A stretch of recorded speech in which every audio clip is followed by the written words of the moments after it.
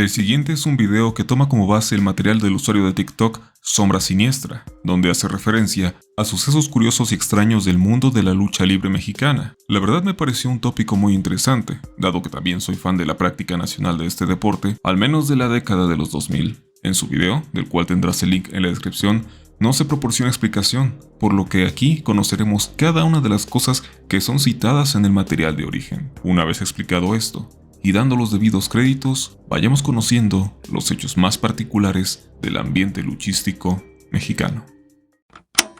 Místico fue por lejos uno de los luchadores más aclamados durante la década de los 2000, formando parte de las filas del Consejo Mundial de Lucha Libre. El gladiador tuvo un ascenso meteórico desde su aparición en 2004, volviéndose una estrella indiscutible en tan solo un año, aclamado por el monstruo de las 1000 cabezas. La fama del Príncipe de Plata y Oro fue tal durante este periodo que había una alta demanda para que realizara distintas funciones en varios lugares de la República. De esto se extiende un rumor que nos dice que en su momento fue posible ver al deportista, o al menos a su imagen, cumpliendo hasta 4 compromisos distintos en un mismo día en diferentes sitios de la República. El cómo fue esto posible, según se explica, es que justo la sobrecarga de trabajo hizo que, efectivamente, la persona detrás del personaje se presentara en al menos 2 sitios en una misma fecha con una diferencia razonable de horas, pero que de ahí aparecieran algunos impostores haciéndose pasar por él y estafando al público. Se habla también de que el propio Místico recurrió a usar dobles en algún momento para no fallar en la agenda, pero sin duda la presencia de individuos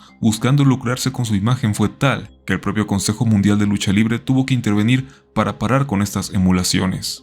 A esto se le sumaría una lesión que el luchador tendría en el año 2007, la cual lo alejaría de los cuadriláteros durante algunos meses, tiempo suficiente para aligerar un poco las cosas y que las imitaciones dejaran de aparecer.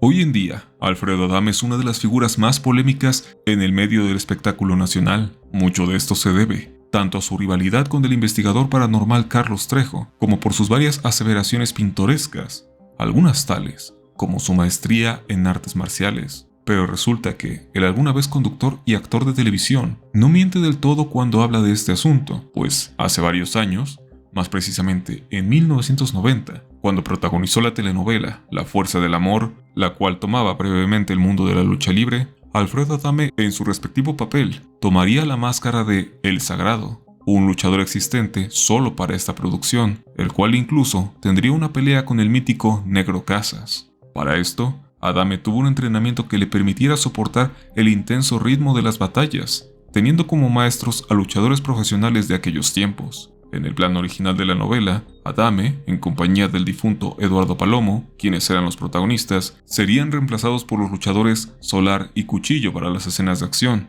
pero ambos actores se negaron a ello y decidieron ser instruidos para ejecutar ellos mismos las escenas. Así que sí, de alguna manera Alfredo Adame, con todo y sus patadas de bicicleta, alguna vez fue luchador. Aunque encontré algunas cosas relevantes sobre este punto, no pude llegar a algo tan firme como quisiera. Se dice que el Consejo Mundial de Lucha Libre cuenta con algunas políticas bastante cuestionables sobre su trato hacia los luchadores o al menos a la forma de trabajar. Se dice, por ejemplo, el actuar con recelo que mantiene la organización con las imágenes y nombres de los luchadores, pues estos últimos estarían en riesgo de perder sus identidades en caso de incumplir con proyectar una imagen familiar o que atente contra los valores de la empresa o alguna otra situación comercial. Asimismo, se habla de una prohibición para que los luchadores del Consejo Mundial pacten eventos con otras empresas como lo pueden ser AAA. La realidad es que en este asunto, todas las cosas negativas se atribuyen más a AAA y se menciona que hace años las prácticas irregulares fueron desechadas, así que, tentativamente, este punto podría estar obsoleto. De este punto no encontré algo de real información, más que una discusión en un foro del año 2006 donde se preguntaba cuál de los luchadores llamados exóticos es realmente gay, y de lo cual algunos usuarios comentaban el rumor de que el Negro Casas, pese a su apariencia ruda y salvaje, podría tener esta inclinación, algo que en la propia discusión descartaban, ya que el sujeto contaba con 2 hijas en ese momento. Pero la duda, al menos como un simple mito, quedó en el aire. Lo cierto es que, pese a que se ha hablado mucho sobre la diversidad sexual encubierta o no de algunas de las figuras en la lucha, nada más que rumores callejeros apuntarían al mítico Negro Casas como homosexual. Siguiendo un poco por la misma línea de los rumores, Atlantis y Octagón fueron una de las duplas luchísticas más aclamadas durante la década de los 90, los cuales incluso protagonizaron una tradicional película como héroes que enfrentan a peligrosos criminales. Ambos luchadores terminarían tomando caminos separados una vez que Octagón pasó a las filas de AAA, pero desde esos tiempos y aún a la fecha, ambos han coincidido en eventos, siempre mostrándose un gran cariño y respeto. El rumor posiblemente solo existiera a modo de especular sobre cómo los grandes amigos quizás no llevaban tan bien las cosas entre ellos, o bien por la partida de Octagón hacia otra empresa. Lo cierto es que no parece haber registro de algún incidente entre ambos deportistas. Una leyenda urbana que recorre el mundo de los encordados desde hace décadas es la que toma al infame traficante Caro Quintero, de quien se dice era un auténtico fanático de la lucha libre y que en su posición de poder y dinero, en su momento, organizó eventos privados llevando a luchadores de alto renombre para que lo entretuvieran. Se dice que en 1987, el criminal habría desembolsado una fuerte suma para lograr que los luchadores Tinieblas y Mil Máscaras mantuvieran una lucha privada de máscara contra máscara en un duelo de 2 a 3 caídas. En aquella íntima función, solo acudirían familiares y amigos cercanos a Quintero y, según se cuenta, sería Tinieblas el perdedor del encuentro, teniendo que revelar su identidad con la particularidad de que esto tendría que ocurrir en estricto secreto, sin que nadie, más que los implicados directos, supieran el nombre real del peleador. Asimismo, estarían prohibidas las fotografías.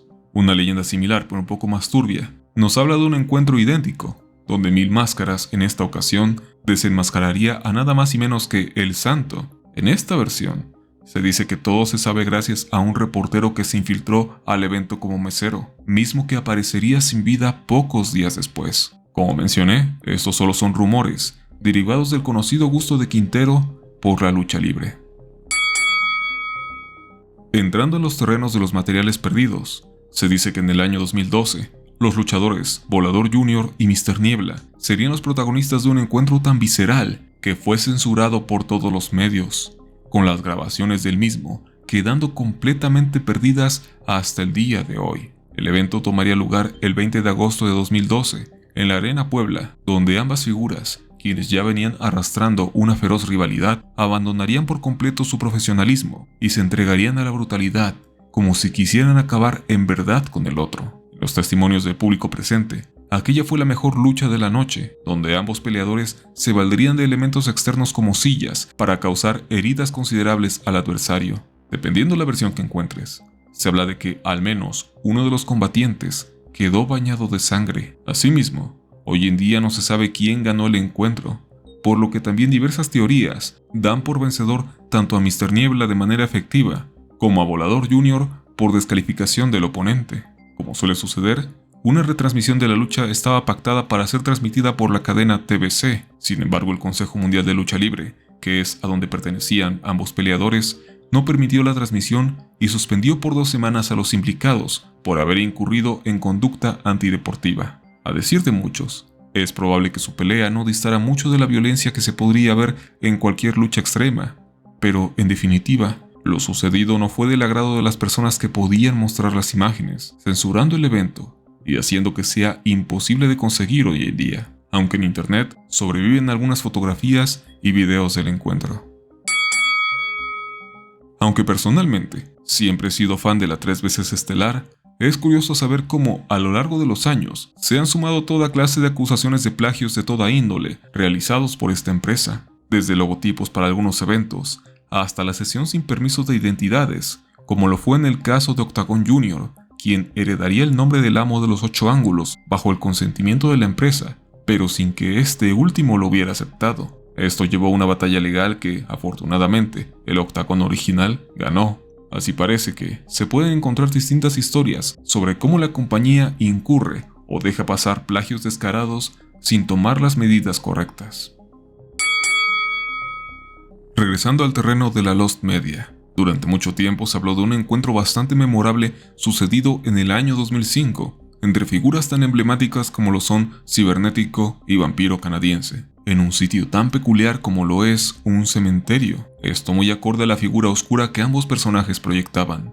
Durante muchos años, se hablaba con gran misticismo de lo ocurrido en aquel encuentro, lo que solo crecía más, ya que no se podía encontrar información alguna de su existencia. Pero a testimonio de muchos, lo que podía verse era en verdad destacable, pues Cibernético, en compañía de sus secuaces Chessman y Charlie Manson, vencerían al vampiro acabando con su vida y enterrándolo, a lo cual sería revivido tiempo después por una bruja. Desde diciembre de 2020 los videos de esta pelea fueron encontrados y están disponibles, y en verdad sí ocurre todo lo que se describe, aunque claro, es parte del show que envuelve las dinámicas de la lucha. A nivel personal, y como alguien que lo vio en su infancia, en verdad se trató de algo muy impresionante, aunque hoy en día podría decirse que no envejeció tan bien el asunto. Juana Barraza es una infame criminal la cual pasaría a la historia oscura de México, al ser la perpetradora de crímenes fatales contra mujeres de la tercera edad, esto en la primera mitad de la década de los 2000. Su caso, tanto antes como después de su captura y que se diera a conocer su identidad, puso en alerta a toda la población, sembrando el pánico. El asunto solo se volvería mucho más singular una vez que se supo que la atroz mujer, quien recibió una sentencia de 759 años de prisión, alguna vez se había dedicado a la lucha libre. Esto bajo el nombre de La Dama del Silencio. En un documental salido hace poco tiempo en Netflix, algunas excompañeras luchadoras afirmaron que Juana solo era una fanática del deporte y que nunca lo llegó a practicar profesionalmente, creando solo fotos que cumplieran con su fantasía frustrada. Siguiendo con esta línea, pude encontrar que, efectivamente, Barraza nunca se desempeñó como luchadora, pero sí fue promotora, organizando eventos con luchadores del Consejo Mundial de Lucha Libre y otros independientes. La confusión también parece surgir de la revista Superluchas, quien en su momento publicó una foto de Barraza disfrazada bajo un texto que le adjudicaba un campeonato mundial femenil obtenido en Los Ángeles, California. Tiempo después, por medio de su sitio web, Superluchas aclararía el asunto y los detalles que desenmascaran la participación de esta mujer en el mundo de los costalazos. Uno de los mitos más conocidos por todos aquellos que disfrutamos de la lucha libre mexicana es aquel que dice que el legendario cronista, que en paz descanse, el Dr. Alfonso Morales, era en realidad el aclamado peleador Tinieblas. Este rumor, fácilmente desestimable por múltiples evidencias, es un caso curioso, pues al menos para gran parte del público, siempre permaneció como algo que vagaba en el imaginario colectivo. En su tiempo se decía que incluso el luchador presentaba la misma voz que el comentarista, además de otra serie de alegaciones un tanto chuscas. El cómo nace este rumor, según lo declarado múltiples veces por el propio Tinieblas, es debido a que el Dr. Morales solía desaparecer de las cabinas de transmisión cuando él subía a pelear, motivo por el cual, un tanto como broma interna y como duda auténtica, algunas personas comenzaron a sospechar que podrían ser la misma persona. Este rumor, el propio Morales lo alimentaría como una broma, pidiéndole a Tinieblas una máscara suya, la cual dejaría caer como accidente, para que todos reafirmaran la idea. Al luchador nunca le molestó este asunto, y siempre lo tomó con gracia. Lo cierto es que hubo varias peleas en las que tanto el cronista como el gladiador estaban presentes al mismo tiempo, lo que hace evidentemente imposible que sean la misma persona. En una entrevista realizada por el canal de YouTube Más Lucha TV el 27 de enero de 2021, el luchador Scorpio Jr. contó sobre una ocasión en la cual logró ganarle al Hijo del Santo en un combate llevado hace años en Los Ángeles. Según cuenta, la riña pactada en máscara contra cabellera arrojó en una primera instancia un resultado favorable para él. Sin embargo, como había cometido un foul y el público se encontraba enfurecido, se obligó a extender la lucha por un round más, en donde el hijo de la leyenda pudo cambiar las cosas ganándole a Scorpio Jr. Aunado a esto, se cuenta de otras ocasiones en las que el Hijo del Santo perdió combates que lo hicieron perder la máscara, presumiblemente frente a rivales como la Superparca y Aristóteles II. No obstante, esto no ha tenido una repercusión mayor como para que deje de usarla. El histórico recinto del Consejo Mundial de Lucha Libre, la Arena México, está envuelto en tenebrosas leyendas las cuales hablan de que una vez que el recinto se encuentra completamente vacío, es posible escuchar sonidos extraños de naturaleza espectral. Según se cuenta, tanto luchadores como empleados han asegurado ver almas en pena rondando por las instalaciones. Una de ellas sería la de un hombre de baja estatura, que era parte del elenco de un circo que anteriormente estaba ubicado en el terreno de lo que hoy en día es la arena. El hombre, que encarnaba a un payaso de nombre Torpedo, estaba enamorado de una trapecista, pero cuando esta rechazó sus sentimientos, la tristeza lo invadió, haciendo que se quitara la vida colgándose de una estructura. Se cuenta que cuando el lugar está invadido por la soledad, aún se pueden escuchar las risas y lamentos de Torpedo, e incluso hay quienes mencionan ver a su espectro caminando por los pasillos portando una rosa en la mano. Asimismo, se habla del ánima de una niña pequeña que corre por debajo de las gradas como si estuviera buscando una salida, moviéndose a toda prisa, incluso cuando el lugar estaba abarrotado de público. Su historia sería, pues, que se trataba de una pequeña que se había perdido en el predio baldío antes de que la arena fuera construida, con su cuerpo hallado algún tiempo después. En general, tanto gladiadores como frecuentes en el recinto refieren que cuando la arena no está repleta de personas, emana una sensación de frío, oscuridad y soledad tan lúgubre que vuelve incómoda la permanencia. A inicios de los años 2000, el luchador Gronda se volvió uno de los más queridos y admirados por el público. Su icónica máscara de diablo, acompañada de un físico impresionante, lo hizo el centro de atención en cualquier lugar donde se presentara. Desgraciadamente, la gárgola humana, como también se le conoce, sería el protagonista de una de las peores lesiones en la historia de la lucha en México. En un evento llevado a cabo en septiembre de 2002 en Ciudad Madero, Tamaulipas, Gronda, quien hacía equipo con La Parca y Latin Lover, se disponía a realizarle un tornillo inverso al luchador Jason desde la segunda cuerda. Desgraciadamente, al momento de ejecutar el movimiento, cayó mal sobre su pierna izquierda, la cual se fragmentó en tres, rompiéndose la tibia y el peroné, en un momento completamente aterrador para todos los presentes. Este accidente no solo pasaría factura a su cuerpo, sino también a su carrera. Teniendo que retirarse temporalmente para ser atendido, regresaría a los encordados con una prótesis que le ayudaba a tener una mejor movilidad, pero las cosas sencillamente no funcionaron igual. Abandonó AAA en 2005 y tras 6 meses infructuosos en el Consejo Mundial de Lucha Libre, bajo el nombre de Gronda XXX, la gárgola humana tuvo que rezagarse a la lucha independiente hasta terminar abandonando temporalmente los cuadriláteros en 2009. La popularidad que había ganado desde su aparición en 2001 hasta el accidente se fue desvaneciendo hasta quedar en el olvido, y a esto también habría que sumar una pancreatitis que hizo que su vida corriera peligro. Hoy en día Gronda sigue vigente en la lucha independiente, dedicándose a algunos negocios y siendo un ejemplo inspirador de superar la adversidad. Arturo "El Rudo" Rivera fue una de las figuras más queridas en la narración de la lucha libre y a quien muchos de nosotros crecimos escuchando con sus aclamadas frases, siempre apoyando al bando de los rudos. Una de estas citas que siempre ha capturado la atención del público es: "No vaya a pasar lo que pasó en Caborca", a lo cual muchos se han preguntado a qué se refería el locutor.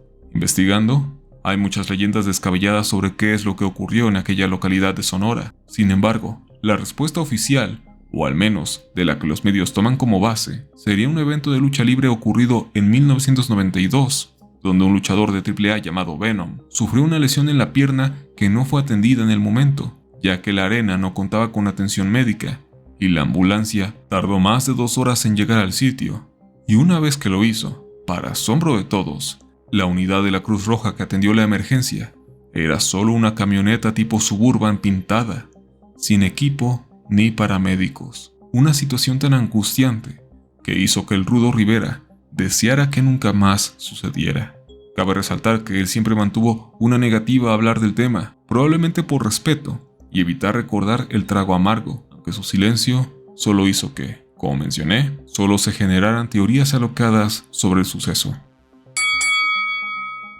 Recordado por todos por ser parte de la plantilla de los Hell Brothers, junto a Cibernético y Chessman, Charlie Manson es uno de los luchadores icónicos de la AAA de la década de los 2000. Desafortunadamente, en el año 2011, Jesús Luna Pozos, nombre real del luchador, tendría un altercado con policías de la entonces Delegación Tláhuac en la Ciudad de México. Según se cuenta, todo comienza cuando un amigo de Charlie Manson pidió ayuda a la policía para localizar un vehículo perteneciente al deportista. el cual aparentemente había sido robado. Sin embargo, cuando los policías acudieron con las víctimas del hurto, solo se dedicaron a cuestionarlos, lo que terminó por molestar a Manson, haciendo que se fuera a los golpes contra los uniformados, provocándole a uno de ellos una fractura orbital en el ojo derecho y el maxilar, mientras que al otro le causó una fractura multifragmentaria de huesos nasales. El luchador fue arrestado en el momento y recibió una condena de 7 años de prisión bajo el delito de lesiones calificadas y dolosas por haber empleado sus conocimientos de lucha libre contra los representantes de la autoridad. El gladiador saldría de prisión antes de tiempo, en 2015, luego de que se comprobaran algunos huecos argumentales sobre su sentencia y debido a su buen comportamiento en prisión. Hoy en día permanece activo dentro del circuito de luchadores independientes bajo el nombre de Charlie Rockstar, ya que el nombre por el cual todos lo conocemos es propiedad de AAA.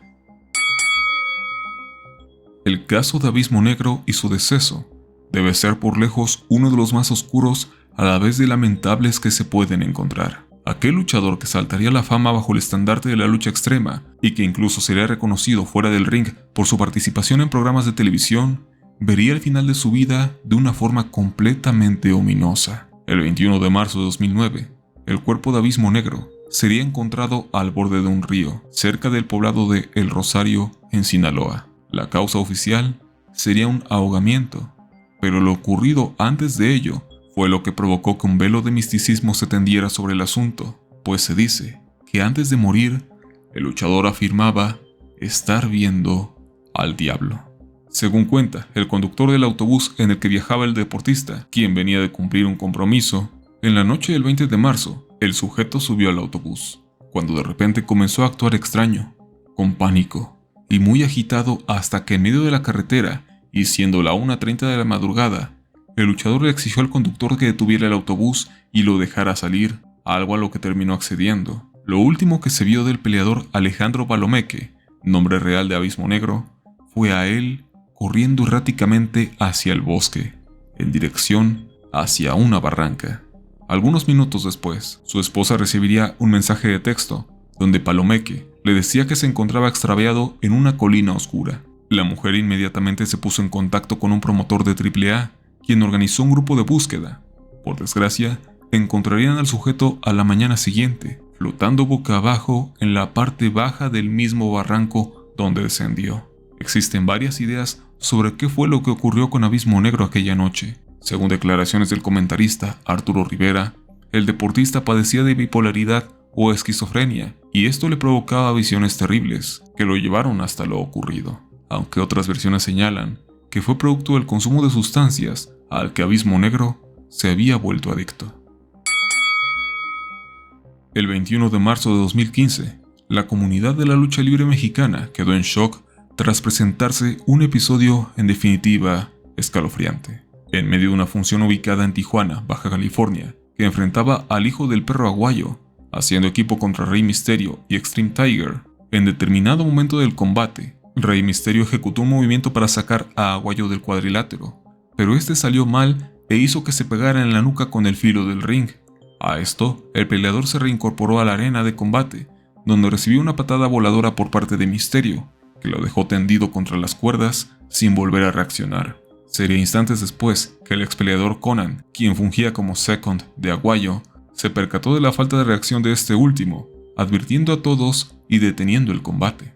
A partir de aquí, se habla de toda una serie de irregularidades que derivaron en que el hijo del perro aguayo perdiera la vida en ese momento, ya que, para empezar, el personal médico no intervino en cuanto vieron que no se encontraba reaccionando, además de que Conan, desconcertado, lo movió bruscamente esperando alguna reacción. No había un doctor presente en el ring, pues este se encontraba atendiendo a otros 2 luchadores. El reglamento estipula que un médico debe estar presente en todo momento mientras se desarrolla una contienda, para poder evaluar las lesiones que surjan. Incluso una vez que se corrió a auxiliar a Aguayo, no se siguieron los protocolos básicos de primeros auxilios. En su lugar, se intentó sentar al luchador, lo que es terrible para una lesión de las cervicales. En ningún momento se tuvo el cuidado de que el cuello quedara inmovilizado, y en lugar de trasladarlo en una camilla, se optó por utilizar una simple lámina. Todas estas circunstancias solo empeoraron la condición de Aguayo, y aunque es discutible si se pudo haber salvado su vida, En definitiva, la forma tan paupérrima de tratar al herido reflejó una negligencia que debería ser inadmisible en un entorno profesional. Entrando en el terreno de lo sobrenatural, se habla de un pacto fatal llevado a cabo en la época de los 60 por parte de los luchadores Solitario y Ángel Blanco, quienes junto a Dr. Wagner conformaron el trío conocido como la Ola Blanca.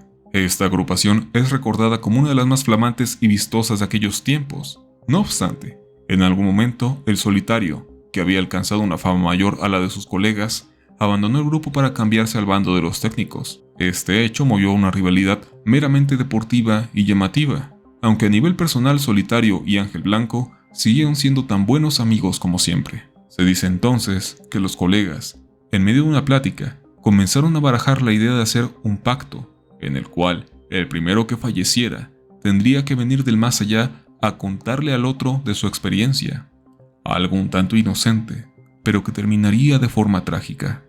En una lucha ocurrida el 6 de abril de 1986, donde Solitario terminaría desenmascarando a sus antiguos compañeros, recibió un fuerte golpe que lo llevaría al hospital, donde por desgracia perdería la vida. Días después, Ángel Blanco contaría que había soñado con su amigo, quien había venido a visitarlo cumpliendo con aquel pacto. Pero esto parecía ser una advertencia. 3 semanas después, durante un viaje en carretera de Laredo a Monterrey, a bordo de un vehículo donde se encontraban Mano Negra, Solar, Jungla Negra, Dr. Wagner y Ángel Blanco, este último se cambiaría al lugar del copiloto para acompañar a su amigo. De pronto, una llanta del auto se reventó, lo que provocó que chocaran contra un poste en un aparatoso accidente del cual Dr. Wagner sufriría lesiones que le impidieron volver a la lucha, pero que, por otro lado, provocaron el deceso inmediato de Ángel Blanco en el lugar de los hechos. El pacto de un par de buenos amigos pareció haber sentenciado su destino en medio de la desgracia. El luchador Oro fue un ícono en ascenso de la lucha libre durante inicios de los 90, siendo considerado un revolucionario del pancracio gracias a sus habilidades aéreas y personalidad. Oro, al igual que muchos otros, tuvo un ascenso meteórico, el cual hizo que, apenas a sus 22 años, ya fuera uno de los grandes nombres del cuadrilátero de la época. Pero justo en medio del éxito, su vida se vería apagada de manera trágica. El 26 de octubre de 1993, Oro tenía una cita en la Arena México para una lucha de relevos australianos en compañía de sus compañeros Brazo de Plata y La Fiera, para enfrentar a Dr. Wagner Jr., Jaque Mate y Caos. Al enfrentar al luchador Caos en la primera caída, Oro recibió un golpe en el pecho que llegó hasta la altura de la garganta, lo que lo hizo caer a la lona y poco tiempo después desvanecerse afuera del ring, pereciendo tan solo unos instantes antes de lograr ser trasladado a una ambulancia. Lo más terrible del asunto es cómo su hermano, el luchador Plata, que se encontraba presente, describe que intentaba evitar que su hermano cayera desmayado, pero al final, la causa de su deceso fue un derrame cerebral y se iba ahogando con su sangre en plena desesperación mientras era trasladado. A pesar de ser un luchador disciplinado y con destreza, un accidente tan fortuito terminó apagando para siempre lo que pudo ser una carrera brillante. A pesar del escepticismo que todos podamos tener, hay sucesos tales que en realidad parecen llevar hechos de una magnitud aterradora y sobrenatural. Tal es el caso de la aparente maldición que recae sobre el personaje de Pentagón, y es que, históricamente, todo aquel peleador que ha encarnado esta identidad ha tenido un trágico desenlace. En primera instancia, Jesús Andrade Salazar, quien iniciaría su carrera en 1985 bajo el nombre de El Moro II, sería el primero en llevar al personaje, esto tras haber probado suerte en la Arena México y luego ser contratado por Antonio Peña para la AAA. Una vez aquí, se formaría una rivalidad a muerte contra Octagón, a causa de las similitudes a la vez de la dicotomía entre sus personalidades. Desafortunadamente, en 1996, durante una función en Aguascalientes, Andrade sufrió un accidente que le provocó un paro cardiorrespiratorio que lo trasladó de urgencia al hospital, donde pasaría semanas internado, con el riesgo de quedar paralítico. Por fortuna, pudo recuperarse sin sufrir secuelas, pero decidió abandonar la lucha libre. Tiempo después, Joe Mercado tomaría el manto de Pentagón en AAA, destacándose por su habilidad para causar controversia y sus habilidades en el encordado. A pesar de haber tenido un momento de éxito, su fama fue decayendo al paso del tiempo, pues parecía no conectar del todo con el público, lo que hizo que abandonara el medio. La tercera encarnación de Pentagón caería sobre Ricardo Moreno, quien lograría explotar más al personaje, cimentando aún mejor la rivalidad con Octagón. No obstante, en Triplemanía 10 perdería la máscara ante su némesis, y con ello, su carrera iría en declive. A esto habría que sumarle una encarnación en formato de luchador mini, aparecida en 1995, pero que en ese mismo año, la persona tras la tapa sería acusada de acabar con la vida de un hombre, lo que lo llevaría tras las rejas, en un proceso cuestionable, pero que le privaría de libertad por 18 años. Desde 2013 y hasta la actualidad, el personaje ha vuelto a ser encarnado, esta vez como Penta Zero M, quien pese a los pronósticos supersticiosos, se encuentra haciendo una carrera exitosa tanto en México como en Estados Unidos, por lo visto, siendo el único que ha podido evitar la maldición del personaje. Este es el último punto, y no logré encontrar mucha información al respecto, pero parece tratarse de otra leyenda urbana derivada de un patrón curioso, y es que aparentemente, muchos luchadores de renombre terminan viendo el final de su vida una vez que llegan a la edad de los 66 años, sin importar si se encuentran activos o no. Algunos casos que se citan dentro de esta leyenda son los de El Santo, Lismark, Villano III y Brazo de Oro. Aunque en definitiva es un patrón curioso, no creo que pueda ser considerado del todo una maldición, toda vez que si bien los 66 años no es una edad tan común para morir en estos tiempos, es lo suficientemente avanzada como para que pueda presentarse un deceso, sobre todo en el caso de los luchadores que llevan a cabo actividades tan peligrosas. De esto en realidad, prefiero dejarlo a consideración en la caja de comentarios. Reitero una vez más los debidos créditos al usuario de TikTok Sombra Siniestra por ser la base para la creación de este video. Tendrán el link a su trabajo en la descripción.